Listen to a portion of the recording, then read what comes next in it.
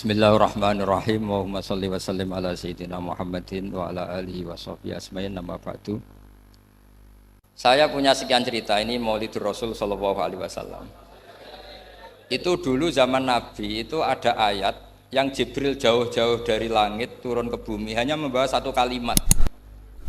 Sehingga syarat seorang mufassir itu termasuk tahu pertanyaan kalimat apa yang hanya satu diturunkan Jibril, yaitu kalimat minal fajr. Jadi dulu awal-awal Islam itu ada ayat kamu makan wakulu washrobu hatta yatabayyana lakumul khaytul abyadu minal khaytil aswad. Jadi kalau malam puasa itu orang boleh makan selagi melihat benang putih sama benang hitam itu belum kelihatan. Tapi kalau sudah kelihatan mana yang hitam, mana yang putih, berarti otomatis imsak. Itu sahabat entah saking lugunya, itu ya benar-benar pasang benang hitam sama putih, dia makan. Nanti 1 jam dari makan misalnya diintip lagi, kok belum kelihatan makan lagi. Mungkin yang istrinya cantik ya kumpul istrinya lagi, kalau tidak cantik ya sudah tidak usah mungkin. Sampai itu jadi perilaku sahabat berhari-hari. Ketika dilaporkan ke Rasulullah, Rasulullah itu tertawa-tawa. Kok ada begitu?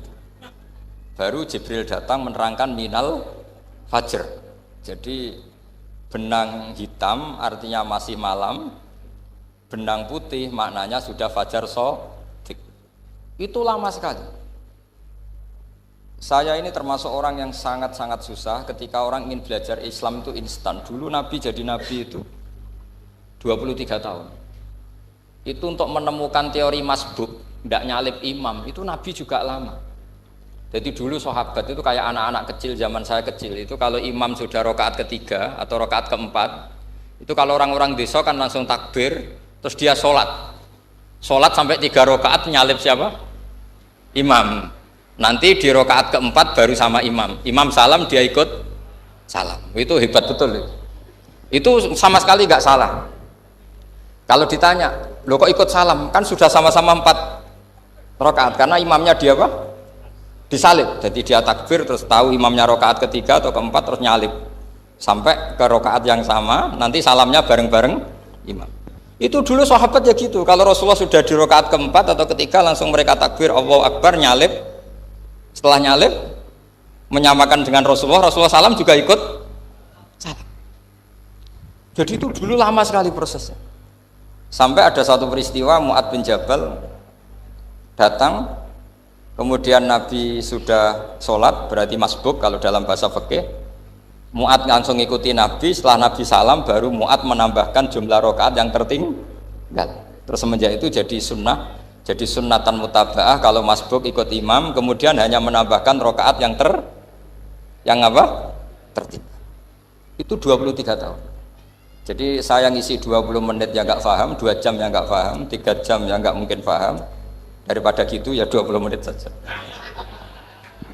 Ya itu betul, karena saya tidak punya kemampuan untuk itu. Saya masih ingat, saya ngaji umum pertama itu di hallnya abahnya Pak Hamid Pasuruan di Lasem. Kedua di Pak Hamid Pasuruan kemarin. Terus tadi di Kiai Robah Maksum, itu ajudannya 3 kali ke saya tidak mau. Kiai Robah datang sendiri, sudah sepuh dituntun. Saya ini agak-agak soleh lah, kalau sama orang sepuh itu pengapesan.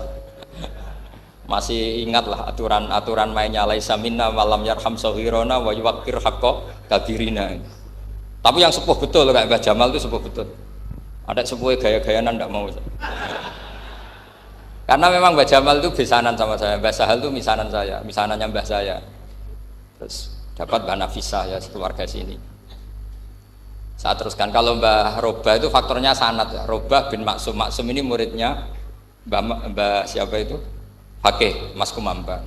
Ya, Mbah Zubair dulu ya ngajinya sama Mbah Fakih apa? Mas Kumambang. Kemarin seminggu yang lalu saya di Pondok Termas ya, faktornya sepuh. Karena sanad saya Mbah Mun, Mbah Zubair, Kiai Fakih Mas Kumambang, kemudian Mbah Mahfud apa Termas. Saya terus mau cerita tentang sanad ilmu. Jadi Nabi itu 23 tahun dan itu tidak gampang, ada fasenya. Bahkan ada fase Nabi itu harus as-sukut anil mungkar. As-sukut anil mungkarat itu diilmoni oleh pakar-pakar usul fikih. Apakah as-sukut anil mungkarat itu berarti mengekrori kemungkaran? Apa takhirul bayan? Saya ulang lagi pakai bahasa Indonesia. Ketika ada kemungkaran, Nabi diam. Itu diamnya karena nyari momen untuk ngandani, atau memang diam itu dengan tanda kutip jangan-jangan dianggap ikrar.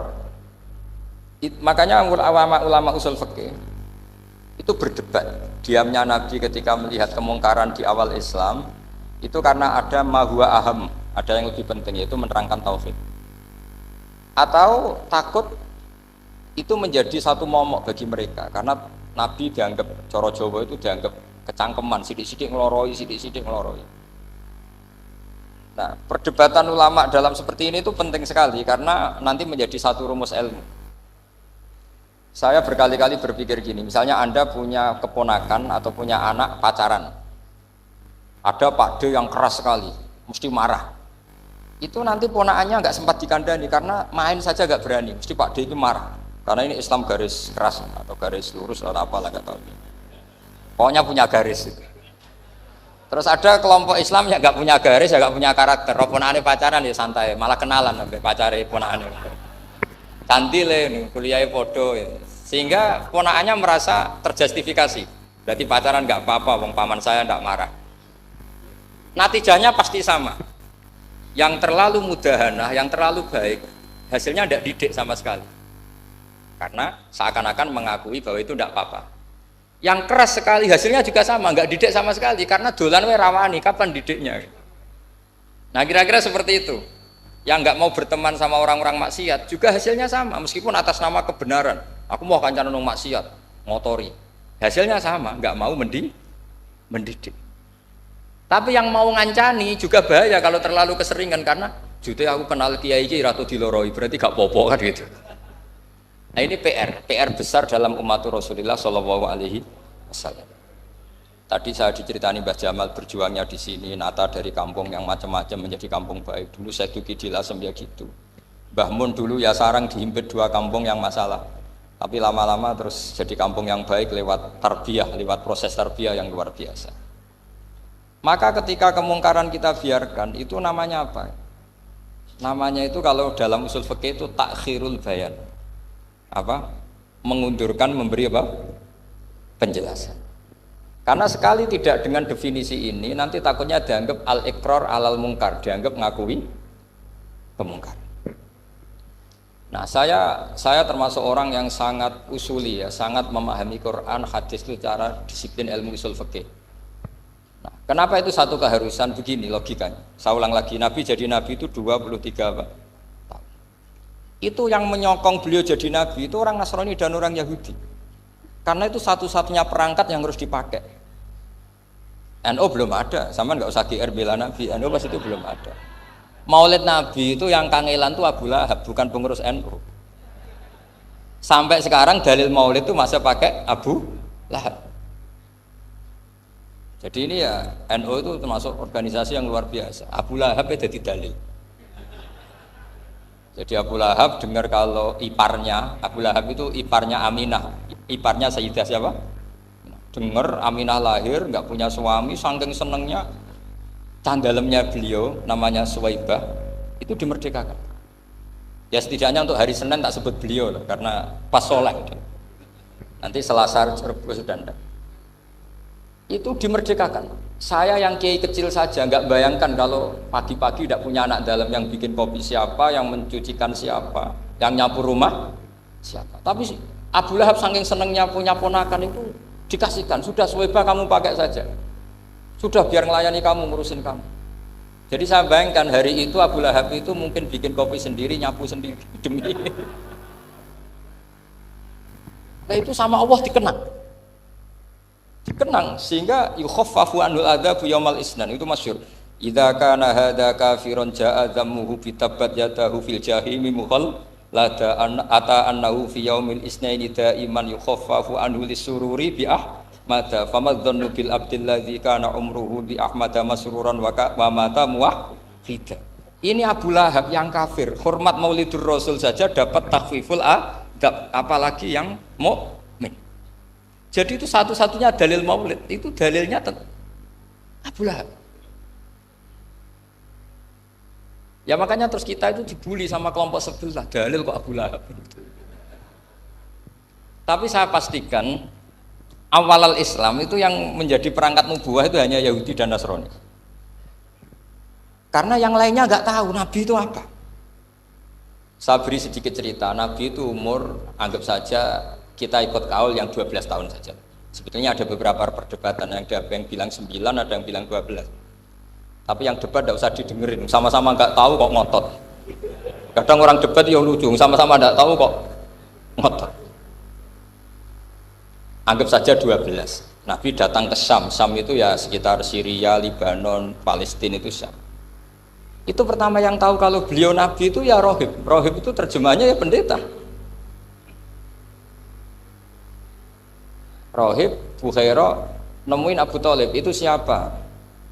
Ini anak saya. Terus ditanya lagi, ini siapa? Ini anak saya. Sampai 3 kali. Terus sampai Abu Thalib itu agak tersinggung. Memangnya masalahnya apa kalau dia anak saya? Terus Ibu Bukhaira bilang gini, semua alamat Nabi pada anak ini itu ada semua, kecuali kecelakaannya satu, anak kamu. Loh, memangnya masalahnya apa? Karena alamatnya Nabi di Taurat dan Injil itu yatim, sementara ini punya bapak kamu, ini masalah. Jadi dilihat macanya sudah memenuhi kriteria, semua memenuhi kriteria kecuali satu, karena punya bapak Abu. Akhirnya Abu Thalib ngaku, ndak, ini dah anak saya, ponakan saya. Akhirnya diketahui kalau ini benar-benar calon Nabi. Pertama yang tahu siapa? Pendeta. Karena yang punya khazanah kitab samawi itu ya para orang Nasrani dan Yahudi. Sehingga Al-Quran meskipun pada akhirnya ngeritik Yahudi Nasrani itu, tapi nggak bicarakan Yahudi dan Nasrani. Karena satu-satunya yang masih punya kitab samawi itu Yahudi dan Nasrani, meskipun sebagiannya sudah dirubah-rubah. Alamat pertama itu seperti yang diceritakan di Barjanji, afi ainaihi humrotun, matanya dilihat. Terus perlakuan pohon, saya pernah di pohon itu, pohon nubuah, itu umurnya ribuan tahun. Itu kalau Nabi duduk misalnya di arah barat, matahari dari barat, normalnya kan kena kesetrong matahari. Itu yang rubah itu dahannya. Jadi Nabi itu orangnya lugu, duduk aja nggak mau mikir. Memang syaratnya Nabi itu nggak boleh mikir, harus ummi. Ummi itu lugu. Nggak boleh Nabi mikir besok makan apa, terus jabat apa, itu nggak boleh. Itu udah Nabi, itu maklar itu. Nabi itu nggak boleh mikir. Makanya Quran nyifati Nabi itu makun tata drimal kitab walal iman. Kamu itu nggak tahu kitab itu apa, iman itu apa. Jika Nabi itu nggak bisa jumpa pers, nggak bisa. Nabi kok memaklumatkan, wah saya tadi malam, nggak bisa. Nabi itu justru bagus keliru pertama jadi Nabi. Nabi pertama ketemu Jibril itu dikira malakul maut, dia lari ketakutan. Zammiluni Khadijah, saya ini takut, itu tadi ada malakul maut, saya takut. Sama Khadijah dikemulin. Jadi Nabi itu nggak tahu kalau itu malaikat siapa? Jibril. Jibril nggak bisa dia kenalan nggak di seminar. Ini malaikat Jibril pernah kuliah di sini, nggak bisa seperti itu. Jibril itu ya aneh. Pertama ketemu Nabi, Iqra ya Muhammad, kamu harus baca ini. Kata Nabi, ma'ana Nabi Qur'an, saya tidak bisa baca. Harus bisa. Dipaksa sampai 3 kali, Nabi tetap jawab, saya tidak bisa baca. Terus kata Nabi kenangnya, faghattani, saya didekap, kamu harus bisa baca. Setelah baca dilepas, Nabi lari, pulang. Pulang terus bilang ke istrinya, zammiluni. Ini secara nahwu agak aneh, karena mukhatabahnya perempuan satu, harusnya zammilini. Kalau untuk perempuan harusnya idribi ya, unsuri gitu. Tapi karena Khadijah dihitung ahl itu keluarga, maka Nabi pakai khitab apa? Mudzakkar jamak, zammiluni. Jadi Nabi nggak tahu kalau pertama jadi Nabi. Karena syaratnya Nabi harus ummi. Justru karena ummi itu orisinil, semua yang dikatakan Nabi pasti dari wahyu. Nah, sing hati Nabi sampeyan mikir, saya besok ngomong apa ya supaya orang tertarik. Makanya kamu gak akan jadi Nabi. Selain sudah ditutup juga bahaya ini karena tadi. Makanya saya ngaji itu ya sekenanya saya tidak pernah ngaji itu mikir. Karena ngaji itu menarik ndak itu terserah nasib. Kalau nasib sedang baik, kamu tidak paham gini, wah Gus Baik ilmunya tinggi sampai kita tidak paham itu kalau nasib sedang baik. Kalau nasib tidak baik, ngomong sudah enak apa? Sebulet toh. Jadi sebetulnya ini masalah qalb. Allah yang muqallibal qulub. Kayak kamu kelihatan serius itu kalau nasib sedang baik dianggap pemikir. Kalau nasib sedang nggak baik, wong kok merengut terus, mesti begitu. Kalau kamu nasib baik, sering guyon, mesti orang komentarnya alhamdulillah itu ceria, gampang syukur. Kalau nasib gak baik, kiai kok guya-guyu, jelas kan gitu. Sehingga Nabi itu memang gak boleh mikir. Sehingga diistilahkan makun tadri mal kitab walal iman. Kamu itu tidak tahu Muhammad, kitab itu apa, iman. Justru itu bagus. Gak tahu itu bagus kalau untuk Nabi. Kalau untuk apa? Sehingga orisinil datang ke Khadijah, zamiluni zamuli. Jawabannya Khadijah lucu. Kamu betul ketemu orang seperti ini ke makhluk ya seperti ini nih. Iya kata Nabi. Itu Khadijah itu kacaunya bukan main. Khadijah itu kacau. Khadijah itu Khadijatul Kubra, termasuk manaqib yang dicintai Mbah Mun. Ini mbah-mbahnya Habib, ini Muhammad bin Anis. Khadijah bilang gini, ya gini saja Mas. Suatu saat kalau teman kamu itu datang bilang ke saya, ya kata Nabi. Nggak ngerti kalau ini dites. Suatu saat Jibril ini datang lagi. Nabi juga, ini loh temanku. Kalau bilang Jibril itu ini temanku datang lagi. Khadijah fahasarat an fakhidhiha. Masyhur itu di riwayat. Apa pahanya agak dibuka. Mas, temanmu masih, weh lari katanya. Terus setelah lari ditutup lagi. Temanmu datang lagi, iya datang lagi. Absyir ya Muhammad, kamu harus senang. Itu benar-benar kamu itu Nabi. Jadi Khadijah punya sekian definisi. Kalau Nabi betul itu melihat apa malaikat betul itu melihat aurat itu pasti lari. Jadi dibuka. Ternyata Jibril lari. Khadijah ini tidak tahu, yang tahu Nabi. Nabi ya nggak tahu kalau dites. Kalau Nabi tahu, oh kok ngene nak dites ya. Jadi ini mungkin jadi Nabi itu nggak tahu kalau dites. Mas kalau temanmu datang bilang saya. Setelah pas Nabi sama Khadijah, Jibril datang. Masyhur itu fahasarat an fakhidiyah. Dibuka, temanmu masih Mas, lari gitu. Ditutup lagi. Sekarang gimana Mas? Datang lagi. Kamu harus seneng, kamu Nabi betul. Karena kalau itu setan, wah mesti seneng nonton aurat kan itu. Itu Nabi tidak tahu kalau dites. Kalau sampean kan tahu kalau mau dites istri. Sampean mulai katut tong wedok liya, teko mesti bojo mbak servis untuk menutupi semua keburukan itu. Itu Nabi. Uniknya terus Khadijah, Nabi jadi Nabi sama Khadijah itu tahu dulu Khadijah. Nabi nggak tahu kalau mau jadi Nabi, tapi Khadijah tahu. Sehingga ketika umur 25 tahun Nabi sebagai pedagang, Khadijah itu ngirim mata-mata namanya Maisarah. Maisarah itu nama lelaki.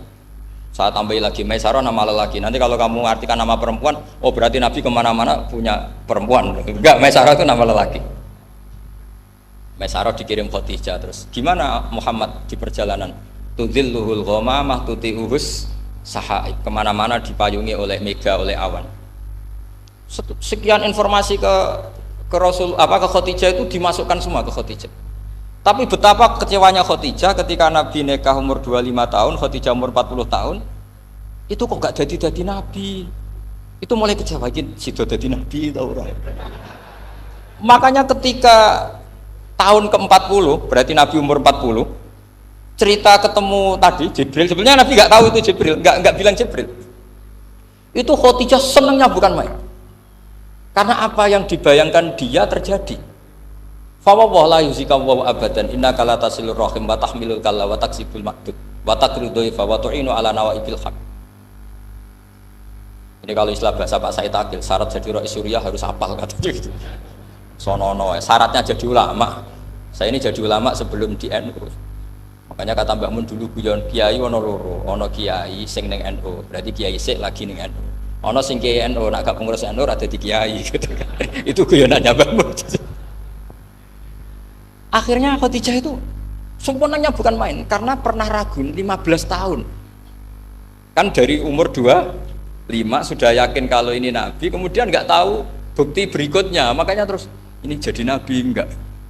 Setelah umur 40 benar-benar Nabi, paginya diajak ke Waraqah bin Naufal, masih pernah paman sama Khadijah. Ya Ami, ini ibnu Akhika mau cerita. Terus Waraqah ini Nasrani.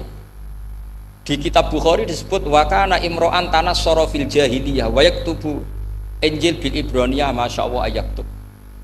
Jadi Waraqah itu penginjil, pendeta. Tapi nanti loh, kamu jangan salah paham terus kayak pendeta sekarang. Ada periode di mana Injil masih asli dan ada periode ini yang sudah muharraf. Itu kan ya itulah khasnya ulama sudah. Akhirnya Waraqah tanya, kamu ngomong saja ya Ibnu Akhi, manggilnya seperti itu.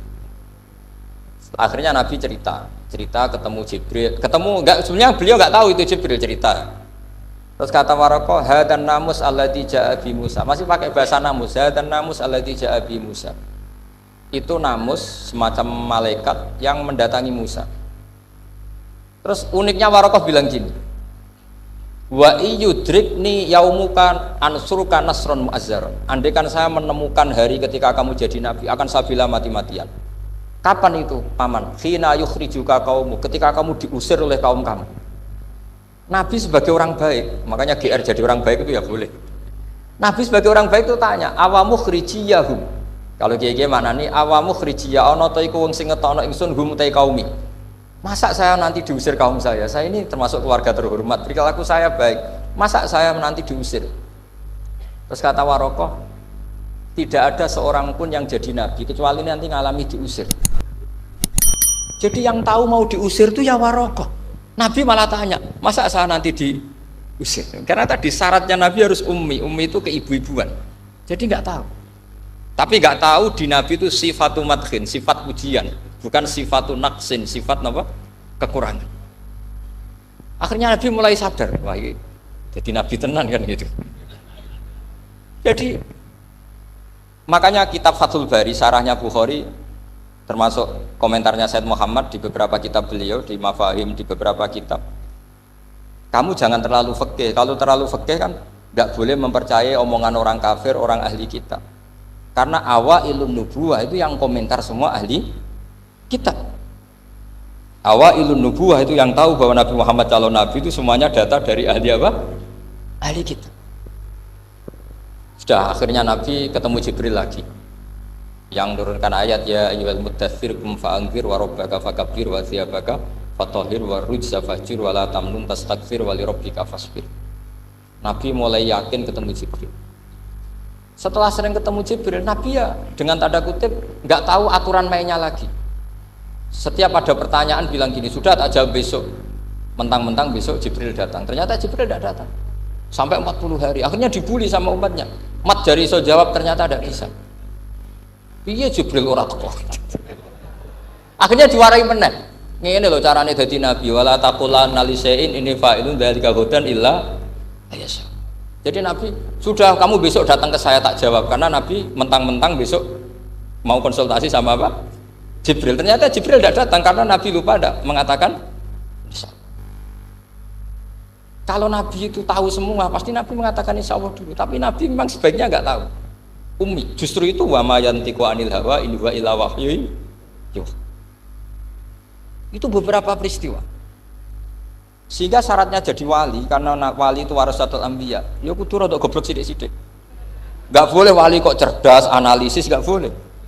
Wali kok delok TV ngrungokno pakar-pakar analisis. Iku ora wali, jadi maklar. Enggak boleh. Jadi misalnya yang menang Pak Jokowi atau Pak Prabowo, enggak boleh pakai Pak Jokowi petahana, wah segini, enggak boleh. Wali kalau ditanya yang menang Pak Jokowi, Pak Prabowo, biadillah gitu aja. Itu urusan Allah. Itu alamatnya apa? Itu enggak penting, yang penting boleh ridhanya Allah. Enggak menarik figur-figur seperti itu wali. Sudah saya teruskan supaya clear ya masa Maulidur Rasul Shallallahu Alaihi Wasallam. Itu kita tidak punya data kecuali dari ahli kitab. Yahudi lebih ngeri lagi. Yahudi itu punya kriteria, syaratnya Nabi harus min dzurriyyati Ibrahim. Ya makanya kitab yang paling disenangi Mbah Mun itu Berjanji. Syaratnya Nabi harus min dzurriyyati Ibrahim. Lalu Muhammad itu siapa? Kok tahu-tahu Nabi? Dia itu orang Arab itu jahiliyah, wongnya goblok-goblok. Wah, akhirnya terus jadi polemik ilmiah kan. Akhirnya Nabi memaklumatkan diri kalau beliau min dzurriyyati Ibrahim, dibuktikan Ibrahim pernah singgah di Mekah, yaitu fihi ayatum bayyinatum maqamu Ibrahim. Bahwa Ibrahim pernah hidup di Mekah ada buktinya, yaitu ada bekas kaki di dekat Ka'bah. Akhirnya Ibrahim meninggalkan Ismail. Ismail kecil kekurangan air, Hajar lari-lari nyari air 7 kali. Akhirnya jadi sa'i bena Safa wal. Ada sekian bukti kalau Ismail itu hidup di Mekah, menikah sama suku Jurhum. Akhirnya orang Yahudi mulai ngeper. Loh iya, Muhammad pantas jadi nabi. Ternyata orang Mekah turunan Ibrahim alaihis. Itu andekan orang Yahudi yang tidak komen, itu juga gak dilacak nasabnya Nabi. Gara-gara orang Yahudi komen Nabi itu harus turunan Ibrahim, kamu asal usulnya gimana? Akhirnya Allah sendiri yang menjawab bahwa Nabi lahir dari Ibrahim. Padahal Ibrahim itu orang Palestina. Logikanya gimana? Ternyata Ibrahim pernah singgah di Mekah. Ada bekas kakinya, ada ritualnya yaitu lari bena sofa wal mar'ah, menceritakan wal marwah, menceritakan apa? Ibrahim ketika nyari apa? Siti Hajar ketika nyari apa? Itu disebut fihi ayatum bayyinatum maqamu. Maka berjanji itu kitab yang masalah madaih itu bagus secara tarikh. Jadi kitab madaih itu beda-beda. Ada yang kayak Habib Ali. Habib Ali itu lebih ke isek itu berontok. Jika saya suka baca Simtud Duror itu kalau pas isek, pas berontok. Berontok itu ya pas kangen Nabi, biasanya saya wudhu terus baca Simtud Duror itu pas isek. Tapi kalau saya ingin baca sejarah suka berjanji. Kalau Habib Ali jelas isek, yang juriannya sekarang di Solo termasuk Habib Muhammad bin Husain bin Anis bin Alwi bin Ali yang punya Simtud Duror.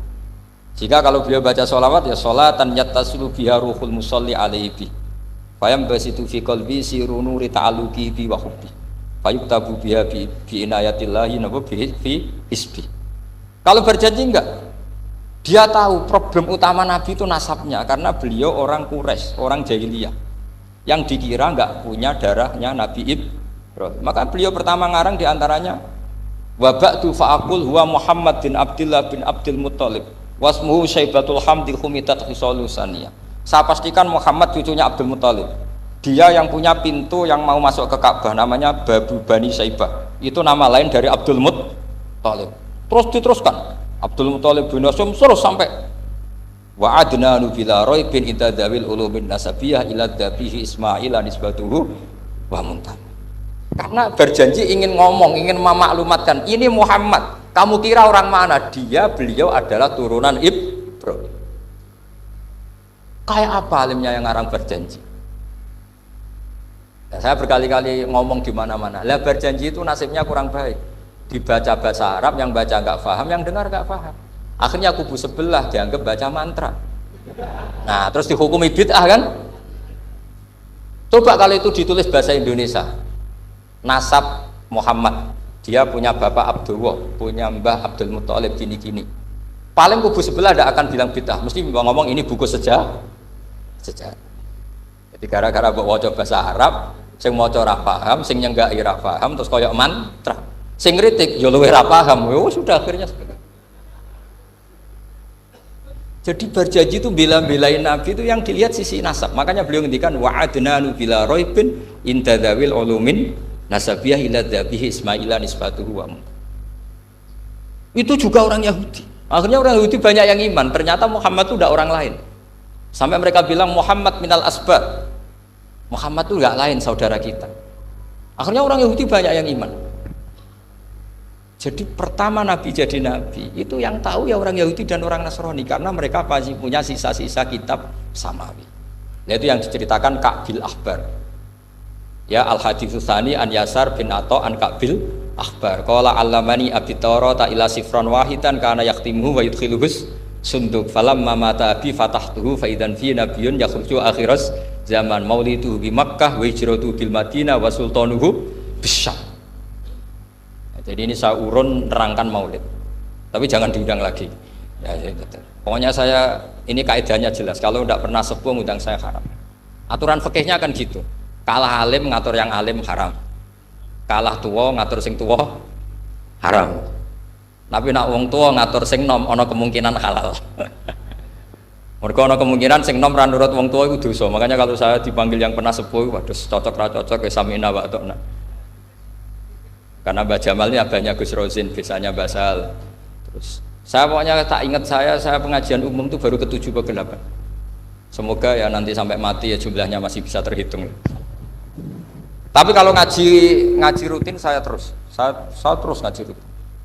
Saya pernah baca hikam di Jogja khatam. Kalau di pondok saya sudah nggak terhitung saya khatam berapa kitab, nggak terhitung karena saya sering ngaji rutin. Sehingga Diba itu kitab kesayangan Habib Ali. Habib Ali sebelum ngarang Simtud Duror itu beliau nginduk kitab apa? Diba, masyhur.